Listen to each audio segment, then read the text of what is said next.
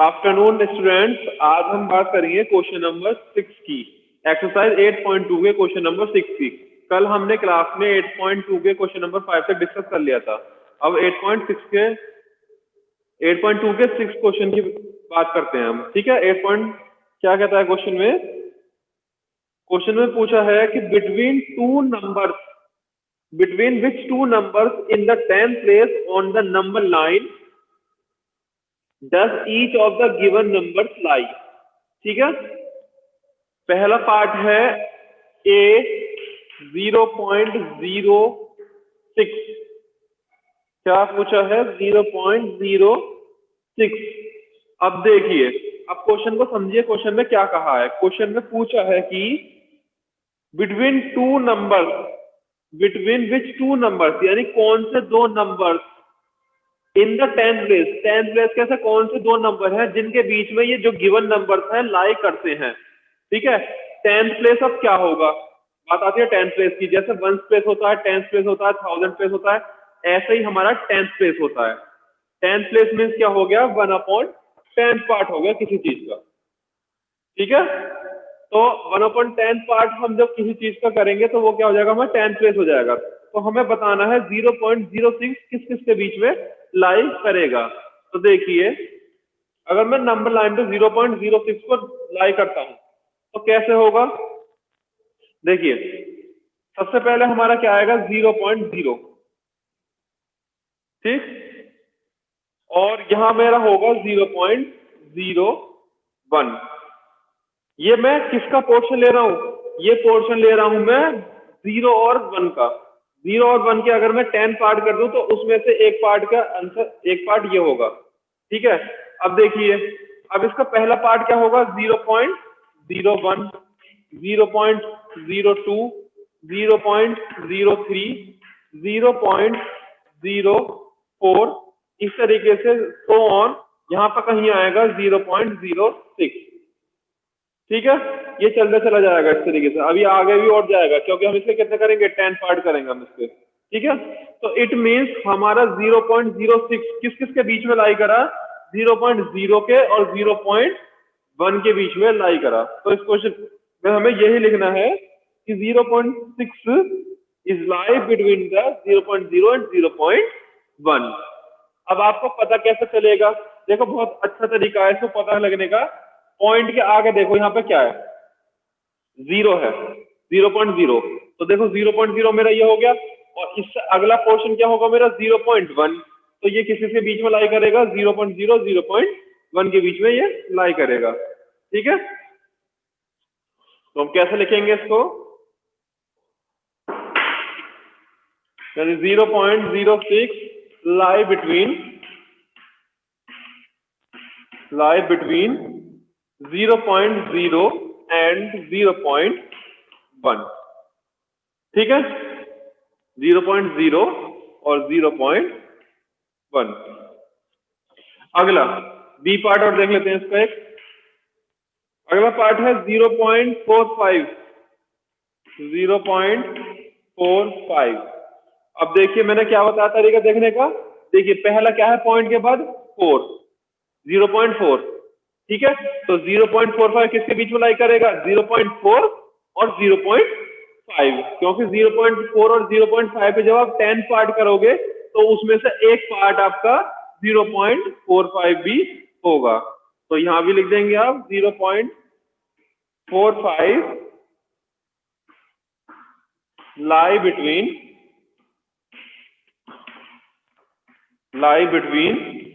0.4 and 0.5। ठीक है, कुछ नहीं करना, बस आपको पॉइंट के बाद वाला वैल्यू देखनी है 0.4। पहला वाला पार्ट तो आपका यही आ जाएगा, और नेक्स्ट वाला पार्ट क्या आएगा? इससे अगला वाला, यानी 0.4 से अगला क्या आएगा? 0.5। तो 0.45 किसके बीच में लाई करेगा? 0.4 और 0.5 के बीच में लाई करेगा। ठीक है, क्लियर? Question number 7। अब क्वेश्चन नंबर 7 की बात करते हैं। क्वेश्चन नंबर 7 में क्या कह रहा है? Right as a fraction in the lowest terms. Right as fraction in the lowest terms, यानी हमारे जो डेसिमल दे रखे हैं इसको हमें किस में लिखना है? पहले फ्रैक्शन में लिखना है और उसको किस में चेंज करना है, इसकी लोएस्ट टर्म में चेंज करना है। अब देखिए 0.60 कितना है, 0.60। अब इसको मैं चेंज करूंगा फ्रैक्शन में। कैसे चेंज करेंगे, डेसिमल को फ्रैक्शन में देख लीजिए। 0.60 पॉइंट हटाया, पॉइंट के बाद देखिए कितनी डिजिट है, 2 डिजिट है, तो नीचे 1 लगा के उतनी ही नीचे लगा दी, 0 लगा दी, समझे। यानी अगर बाय चांस 0.732 है तो हमने यहाँ पे क्या करेंगे, पॉइंट हटाएंगे, नेक्स्ट लाइन में क्या लिखेंगे 732, नीचे 1 लिखेंगे और पॉइंट के बाद जितनी डिजिट है उतनी नीचे क्या लगा देंगे, 0 लगा देंगे। ये होता है conversion of decimal to the fraction. Clear. अब देखिए इसको हमें किसमें चेंज करना है, लोएस्ट फॉर्म में चेंज करना है। अब ये क्या बन गया मेरा 60/100, 0 से 0 कैंसिल, और ये दोनों किससे कर सकते हैं, 2 के टेबल से कर सकते हैं, तो 2 3 जा 6 और 2 5 जा 10, दैट इज 3/5 क्या आ गया, इसका आंसर आ गया। क्लियर। एक पार्ट और देख लीजिए, ये तो ए पार्ट है इसका, बी पार्ट और देखते हैं हम इसको। बी पार्ट में है बेटा, सी पार्ट देख लेते हैं हम इसका, बी नहीं सी पार्ट देखते हैं हम इसका। 0.75।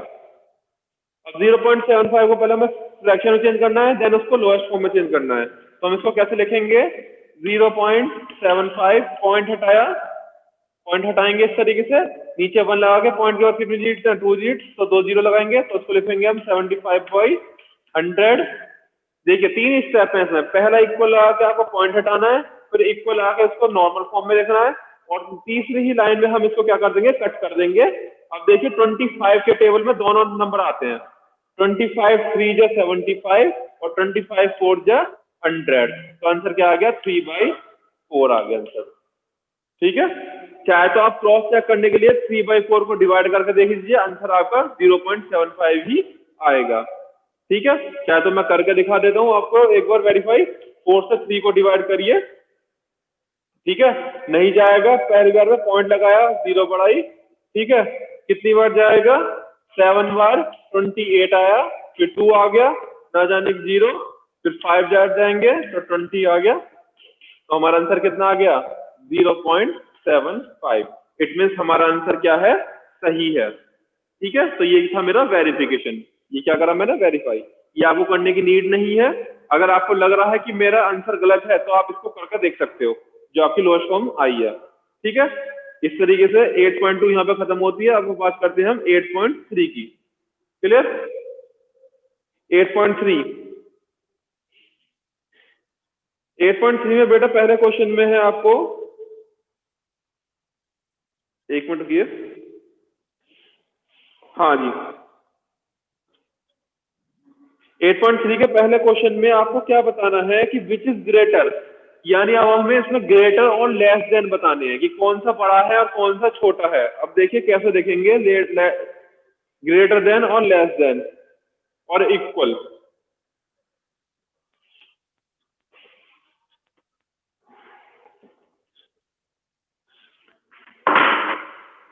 दो ही क्वेश्चन है इसमें 8.3 में, जिसमें दोनों क्वेश्चनों में ग्रेटर देन पूछ रहा है ये।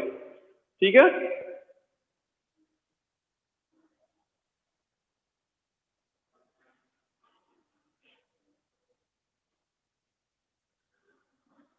सॉरी, एक ही क्वेश्चन है इसमें। अब देखिए पहला पूछ रहा है which is greater, question number 1 का ए पार्ट, विच इज ग्रेटर 0.3 और 0.4, इसमें से कौन सा बड़ा है, 0.3 और 0.4। अब देखो कैसे देखना है आपको, पॉइंट के बाद सबसे पहले हम क्या देखते हैं, सबसे पहले हम देखते हैं पॉइंट से पहले वाली चीज। अब देखिए दोनों में पॉइंट से पहले 0 आ रही है, ठीक है, तो यहां तो हम बता नहीं सकते देख के कि कौन सा बड़ा है कौन सा छोटा है। अब हम देखेंगे पॉइंट के बाद वाली चीज, पॉइंट के बाद यहाँ पे क्या आ रहा है 3, और पॉइंट के बाद यहाँ पे कितना आ रहा है 4 आ रहा है, तो कौन सा बड़ा होगा 3 या 4, काफी रिवा तो 4 पड़ा होगा, तो आप क्या लिख दोगे 0.3 इज लेस देन 0.4। ये इसका क्या हो जाएगा, आंसर हो जाएगा।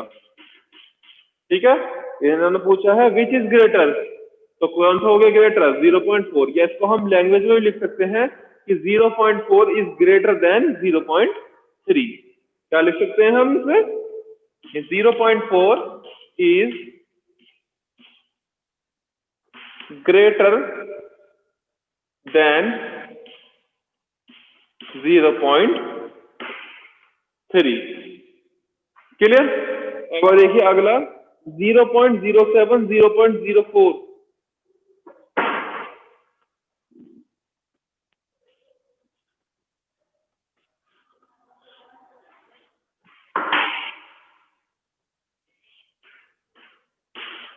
0.02 एंड 0.07।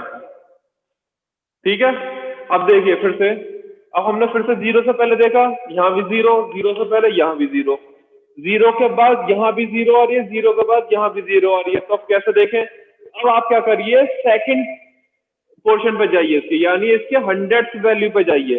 पहले आपने 10th वैल्यू देखी, 10th वैल्यू दोनों में सेम थी। अब हम कौन से देखेंगे, 100th वैल्यू देखेंगे। 100th वैल्यू पे जब हम गए तो यहाँ पे 0.02 था और यहाँ 0.07 था, तो कौन सा बड़ा हुआ इसमें, यानी यहाँ पे पोर्शन बड़ा हुआ 7 वाला। ठीक है, तो यहाँ पे आंसर में क्या जाएगा, 0.02 इज लेस देन 0.07 और 0.07 is greater than 0.02। Clear. C part है 3 और 8, सी पार्ट है 3 और 0.8। अब देखिए ये सिंपल 3 है और ये 0.8 है, तो कोई इसमें से कौन सा बड़ा होगा। 3 को मैं लिख सकता हूं 3.0 और ये क्या हो गया मेरा 0.8। अब देखिए यहाँ पे पॉइंट से पहले, मैंने सबसे पहले स्टेप क्या होता है, हम पॉइंट से पहले देखते हैं। यहाँ पॉइंट से पहले 3 है, या पॉइंट से पहले 0 है, तो ये तो यहाँ पे देखते ही साफ क्लियर हो गया कि 3 क्या होगा, वो बड़ा होगा 0.8 से, क्योंकि यहाँ पे बेटा 3 ये क्या है, ये मेरा 1 का भी एक पार्ट है, यानी 1 का मेरा 8th पार्ट है ये 0.8। ठीक है, और साफ सीधी बात है 3 क्या होता है, 1 से बड़ा होता है, तो 3 ऑलवेज ग्रेटर देन 0.8। तो यहाँ पे क्या जाएगा, 3 is greater then the 0.8। Clear.